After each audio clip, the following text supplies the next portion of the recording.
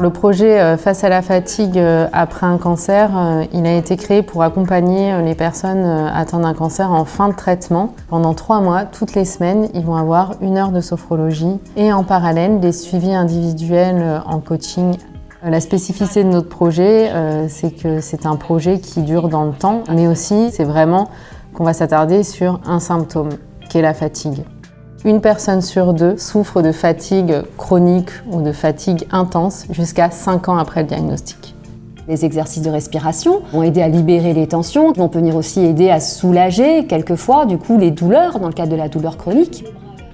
Le fait d'arriver à la fin des traitements et de pouvoir les accompagner après les traitements, ça va faire aussi un lien et ça va leur permettre de pouvoir récupérer et puis travailler leur projet professionnel ou leur projet de vie après la maladie. Il y a un gros travail aussi de déculpabilisation et la force du collectif fait que ça libère la parole. Je suis arrivée un peu stressée, un peu énervée quand même, un peu...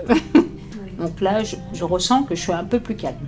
Honnêtement, on faisait la même séance allongée sur un tapis, vous ne releviez pas là. Quand on est dans le dur des chimios hebdomadaires, le fait aussi d'avoir des animations qui nous sont proposées, ça apporte un nouveau souffle. Ça m'a apporté un élan de vie en étant en traitement. On a les séances qui sont prêtes à être réalisées, mais on a aussi pour objectif de pourquoi pas le proposer dans d'autres centres hospitaliers ou de structures associatives qui pourraient être intéressées par notre projet. Moi, ça me touche aussi en tant que patiente, en tant que personne qui a été confrontée par la maladie et qui le suit encore, que de me dire je vais m'impliquer dans un projet qui apportera de la chaleur humaine durant ces étapes éprouvantes que sont ces chimiothérapies hebdomadaires.